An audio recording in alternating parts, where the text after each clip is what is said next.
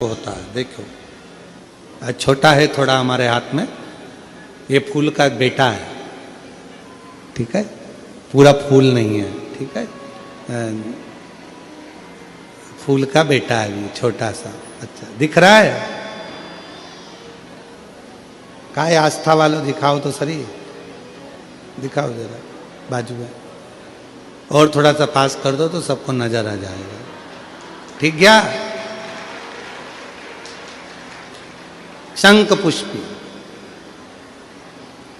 अपारिजात भी बोला जाता है इसको, ठीक है। हर हर विराजो विराजो। तो एक पुष्प अपन कहते हैं हमारे भगवान देवादिदेव महादेव को, भगवान शंकर को बड़ा प्रिय है ये पुष्प। अब किसी से पूछा जाए, आप कह रहे हो कि शंकर भगवान को ये नीला फूल, ये शंख पुष्पी भगवान शिव को इतनी प्रिय क्यों है, भगवान शंकर को इतनी प्रियता क्यों है, कोई से पूछे तो वो बताए चाहे ना बताए, पर शिव महापुराण का संवाद कर रहा है। कंठ में स्वयं मां जगत जननी ने 10 विद्या में से एक मां को याद किया, और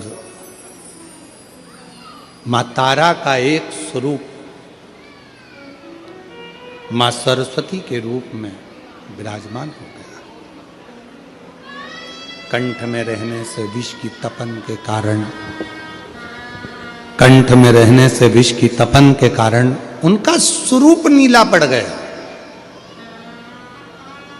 और जब उनका स्वरूप नीला पड़ गया तो भगवान देवादिदेव महादेव ने कहा, सुनो पार्वती, संसार के लोग, भूमंडल में रहने वाला यदि कोई भी मानव जिसकी विवेकता, बुद्धि, विचार, सोच, ज्ञान थोड़ा सा भी अगर उसमें कम है, तो वो नील सरस्वती का यदि आवाहन करे, मां नील सरस्वती स्तोत्र का पाठ करे, मां नील सरस्वती की स्मरण करे, तो उसकी विवेक, उसकी बुद्धि तीव्र होती है, श्रेष्ठ होती है। और सुनो पार्वती, यदि मान लो कोई नील सरस्वती का स्तोत्र का पाठ नहीं कर पाए, आराधना नहीं कर पाए, साधना नहीं कर पाए, स्मरण ना कर पाए, अगर कोई बच्चा एक शंख पुष्पी पुष्प को समर्पित कर कर जलाधारी पर, और 1 लोटा जल यदि वो समर्पित करता है, और उस जल का आचमन कोई बच्चा नित्य प्रति करता है, तो वो बच्चा धीरे धीरे विद्वत्ता धारण करता ही जाता है। जो याद करता है वो भूलता नहीं। ये मां नील सरस्वती की कथा है। 2 सरस्वती का दर्शन आपको और हमको होता है, 2 सरस्वती का स्मरण आप और हम करते हैं। एक सरस्वती जो स्वयं श्वेत वस्त्र धारण करी है, हंस पर बैठी हैं, और बड़े आनंद के साथ में मां सरस्वती का सुंदर स्वरूप है। पर एक सरस्वती ऐसी हैं जो नीला उनका स्वरूप है, और नील सरस्वती के रूप में उनकी पूजन होती है, मां नील सरस्वती। महाराज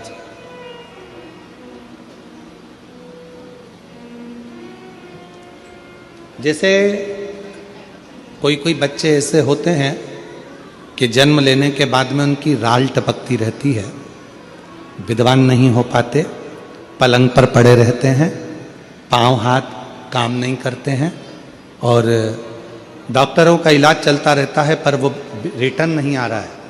ये इनको बढ़ाओ ना। बच्चों की मुख से राल टपकती रहती है, विद्वत्ता नहीं रहती, माइंड थोड़ा सा कमजोर होता है, और शरीर भी उनका थोड़ा शिथिल रहता है शरीर। तो कई लोग कह देते हैं कि ये बच्चा थोड़ा जल्दी जन्म ले लिया, इसलिए ऐसा हो गया, प्रीमेच्योर हो गया, ऐसा हो गया, वैसा हो गया। दवाइयाँ भी चलती हैं, इलाज भी चलता है, पर उसका कोई लाभ नहीं मिल पाता, और वो बच्चा पलंग पर पड़ा रहता है, राल टपकती रहती है, बुद्धि काम नहीं करती। छोटे छोटे भले वो 20 साल का हो गया, पर 8-10 साल के बच्चों जैसी उसमें विवेकता होती है, बुद्धि होती है। मेरा निवेदन है उन माताओं से, थोड़ी मेहनत आपको करना पड़ेगी उस बच्चे के लिए। अष्टमी, नवमी और चतुर्दशी 3 तिथियां पकड़ कर रखना। कौन कौन सी? जम के बोलो। अष्टमी, नवमी, चतुर्दशी। ये 3 तिथियां ऐसी हैं, चतुर्दशी अमावस्या की भी और चतुर्दशी पूर्णिमा की।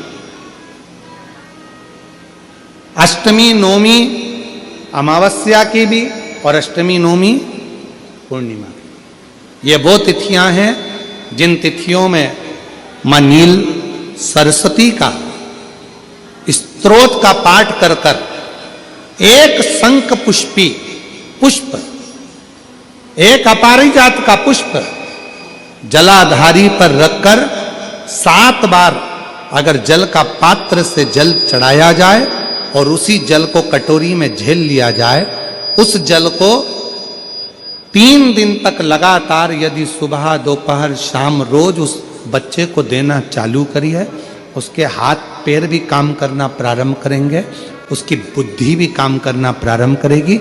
जो वो पलंग पर पड़े पड़े राल टपकाता रहता है, उसको लोग कहते हैं कि 18 साल का हो गया और दिमाग केवल 10 साल का है, 5 साल का है, उसमें धीरे धीरे बुद्धि प्रबल होना प्रारंभ हो जाएगी और वो भी एक दिन कार्य करना प्रारंभ कर देगा। जिसको प्रीमेच्योर बच्चे भी कहते हैं। लोग कहते हैं ये बच्चा जल्दी हो गया था, ये बच्चा बीमार पड़ गया था, बचपन में इसको कोई इंजेक्शन ऐसा लग गया था, बचपन में ऐसा हो गया था, बचपन में वैसा हो गया था, गर्भाशय का जल उसके मुख में चले गया था, तो ये बच्चे की ऐसी गति हो रही है। उस बच्चे के लिए अगर आपके आसपास के क्षेत्र में भी कोई बच्चा ऐसा है तो उसको मां नील सरस्वती का स्मरण जरूर कराएं। और अगर आप लोगों के पास में मां नील सरस्वती का स्तोत्र का पाठ ना मिले तो प्रयास करिएगा, मोबाइल पर सर्च कर कर मां नील सरस्वती का स्तोत्र भी निकाल सकते हो। बाजार में से गीता प्रेस गोरखपुर की किताब में भी ला सकते हो, पढ़ भी सकते हो, घर में उसका स्तोत्र का पाठ भी कर सकते हो। मां नील सरस्वती स्तोत्र का स्मरण और बड़े भाव के साथ करें स्मरण। और कोई माताएं कह देती हैं, कोई बच्चा कह देता है मम्मी मुझे याद नहीं होता, याद करता हूं परीक्षा हॉल में जाकर भूल जाता हूं, मैं कुछ पढ़ता हूं बाद में जाके भूल जाता हूं, स्मरण में नहीं रहता। तो उनसे भी निवेदन है, आप मां नील पाठ नहीं पढ़ सकते, स्तोत्र नहीं कर सकते, संस्कृत में नहीं पढ़ सकते, तो मां नील सरस्वती के नाम से अष्टमी, नवमी और चतुर्दशी के दिन एक शंख पुष्पी पुष्प को, नीला कलर का जो फूल होता है बेल में लगा होता है, जो शिव जी को अति प्रिय होता है, उस पुष्प को आप जलाधारी पर रख दीजिए। जलाधारी जानते हो ना सब लोग, शिवलिंग पर नहीं, जलाधारी पर रख दीजिए और जल चढ़ाना 7 बार प्रारंभ करिए। बाबा देव अधिदेव महादेव आपको याददाश्ता में प्रबल करेगा। परीक्षा हॉल में जितना तुम याद कर कर गए हो, अच्छी मेहनत कर कर गए हो, तो भूलोगे नहीं, तुम्हारी बुद्धि तीव्र होती चली जाएगी, प्रबल होती चली।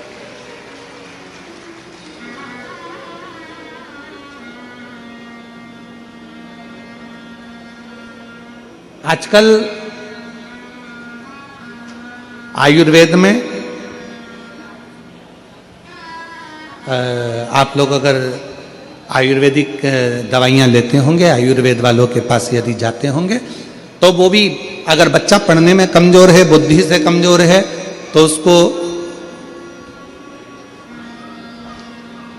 शंख पुष्पी की चाय पीने का भी कहते हैं। बाजार में आती होगी शायद, है भैया कह रहे हैं कि बाजार में वो चाय भी मिलती है, नीली चाय। महाराज याददाश्ता के लिए, उसको प्रबल करने के लिए लोग शिव कथा कर रही है। कौन सी सरस्वती? जम के बोलो, जम के जरा, पूरा तो नाम बोलो, मां नील सरस्वती। तुमने डायरेक्ट कह दिया नील सरस्वती। मां कौन लगाएगा? मां है ना अपनी, तो उसका संबोधन पूरा होना चाहिए। कौन सी सरस्वती? मां नील सरस्वती का स्मरण सुख देता, आनंद देता।